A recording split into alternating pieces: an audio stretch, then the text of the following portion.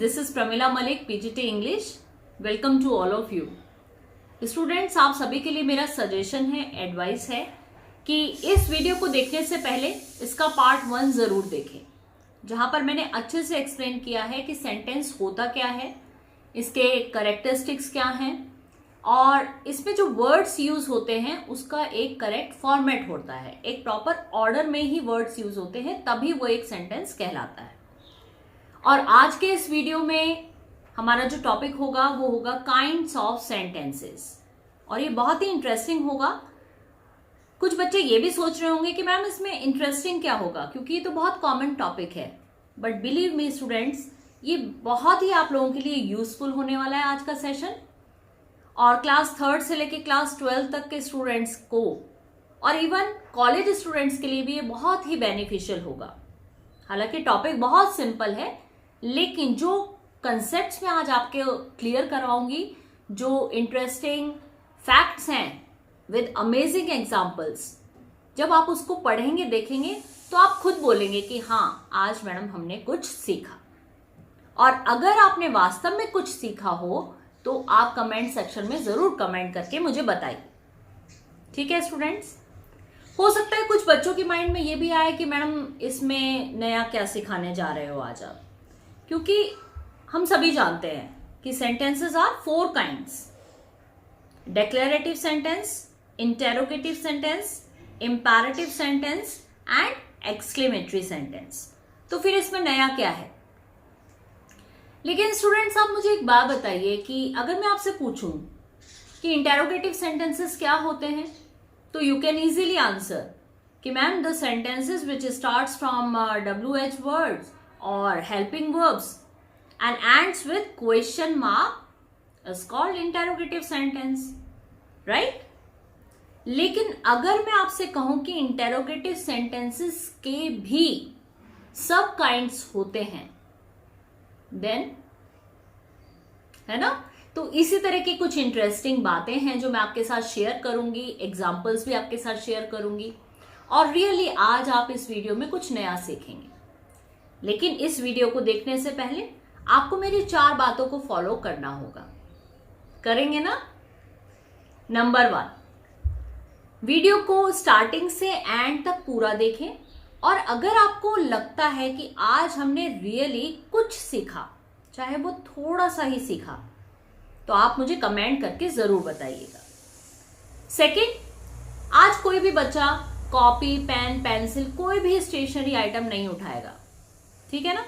सिर्फ और सिर्फ आपको सुनना है। नंबर 3, आपको क्या करना है?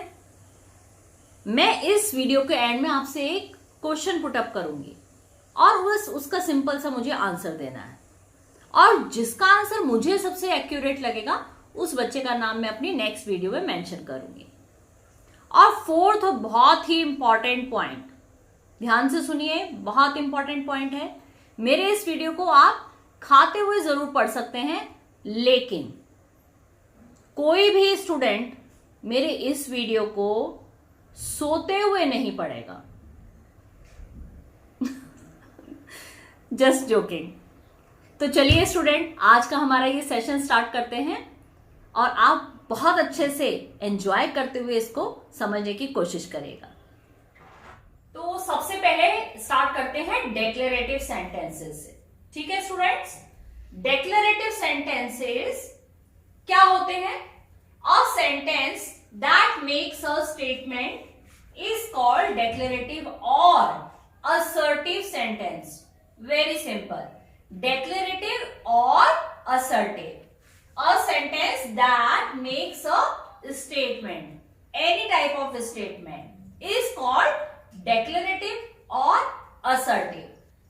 For example, self-confidence is the key to success. Self-confidence is the key to success. What is this? It is a statement. It is a kind of statement. Look at second one. A thankful heart is a peaceful heart.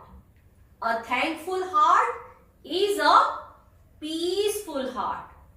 So these two examples declare something which asserts something.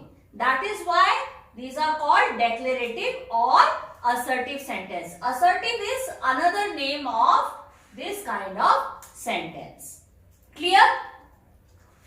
Declarative sentences, another characteristic. Declarative sentences can be affirmative or negative. It can be affirmative or it can be negative. How? See the example. They abide by the land of the land. गलत हो गया, cross कर. बोलो. They abide by the laws of the land. Which type of sentence is this? Affirmative. They abide by the laws of the land. Whereas, look at this second one. They did not. Because of this not, it is a negative sentence. They did not take adequate precautions. Why? Why it is negative? Because here we use not. ठीक है students? Then here I have written a small note. There is an emphatic form of declarative sentences also. तो बच्चों ये आपके लिए एक नया fact है, क्योंकि अभी तक आप जानते थे कि sentences, declarative sentences may be either affirmative or negative. ठीक है? लेकिन declarative sentences, there is an emphatic form of declarative sentences also. तो emphatic form क्या होता है? Emphatic means strong, effective. अब ये बात शायद आपको कुछ बच्चों को पता हो भी सकती है और नहीं भी हो सकती. ये एक इंटरेस्टिंग फैक्ट है. Now look at these examples again. The same examples I am using here. They do abide by the laws of the land. They do abide by the laws of the land. It means it is certain that they abide by what? The laws of the land. It is certain. This is called emphatic form of declarative sentences. Similarly, this one, negative sentence. They did take adequate precautions. Not actually this is negative, but it is a form of emphatic. They did take. See the use of did plus V1.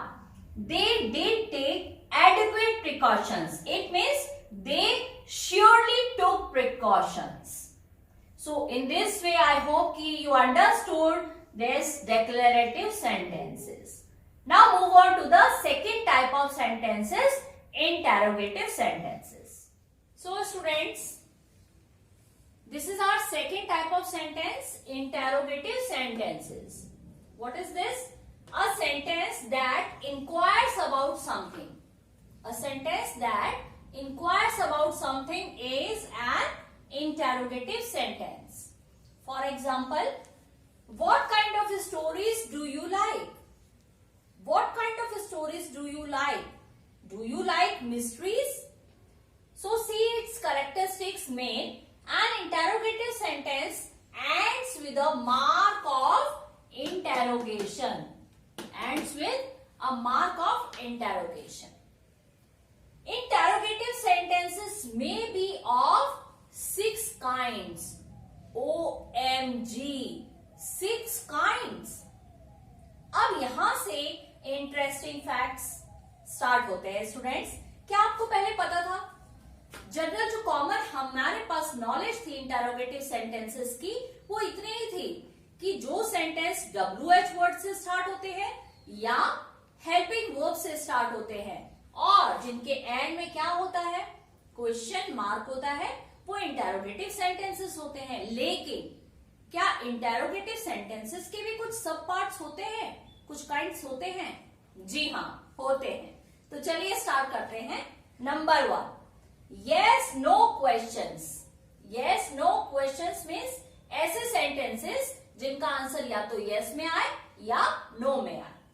Questions that can be answered in yes or no. These questions begin with auxiliary, it means helping verbs like is, am, was, were, has, have, had, will, shall, can, may, should, etc. For example, did you receive my message in time?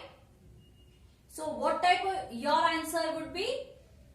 Yes or no. Simple. Yes or no. Will you be able to come? Yes, I will. No, I won't. तो ऐसे sentences जिनके answer आप या तो yes में दें या no में दें. This is its first kind. Now move on to the second one, question word questions. Question word questions. Questions that begin with words like who, why, which, what, when, how much. ठीक है. जैसे example, when did you buy this car? When did you buy this car? आपने ये car कब खरीदी? तो कब, क्यों, कहां, कैसे, जो सेंटेंसेस WH वर्ड से स्टार्ट होते हैं वो भी किस तरह के सेंटेंसेस हैं? इंटेरोगेटिव टाइप के. Second, how much did it cost you? कोई आपने सामान खरीदा, उसके बारे में अगर आपको कुछ क्वेश्चन पुट अप करना है तो उनके लिए जनरल वर्ड्स है. Now move on to the third kind. Yes students, now our third type of sentence is alternative questions, and it is minded, it is a kind of interrogative sentence. So third kind of interrogative sentences are alternative questions. In alternative questions there is more than one question joined by or. For example, would you like to have tea or coffee? Now our focus is on or. Will you pay the dues by check or in cash? तो ये इस तरह के sentences होते हैं जिसमें हम और का यूज करते हुए दो वर्ड्स को ज्वाइन करते हैं. ऑल्टरनेटिव जैसे नाम से ही क्लियर है, in alternative questions there is more than one question joined by or. Now fourth kind of interrogative sentences, rhetorical questions. सुना था इसके बारे में पहले? नहीं ना? चलो देखते हैं. A rhetorical question is a question only in form. It is a question only in form. It actually carries the sense of a statement. It means ये इस तरह के questions होते हैं जिसमें question का meaning change नहीं होता. Example, isn't it hot today? It means it is hot today. जब हम ऐसा बोलते हैं isn't it hot today? क्या आज गर्मी नहीं है? It means आज गर्मी है. तो मीनिंग वैसे के वैसे ही रहा ना. Similarly, didn't I give you my full support? Didn't I give you my full support? क्या मैंने तुम्हें अपना पूरा का पूरा सपोर्ट नहीं दिया? It means मैं क्या कहना चाहती हूँ कि मैंने तुम्हें अपना पूरा सपोर्ट दिया, मैंने अपना फुल सपोर्ट तुम्हें दिया. तो मीनिंग सेम रहता है लेकिन कहने का तरीका अलग होता है. This is called rhetorical question and it is a kind of which sentence? Yes, very good. Interrogative sentence. Emphatic questions. Fifth kind of interrogative question. This is emphatic questions. अभी मैंने आपसे थोड़ी देर पहले भी डिस्कस किया था. emphatic का meaning क्या होता है? strong, effective.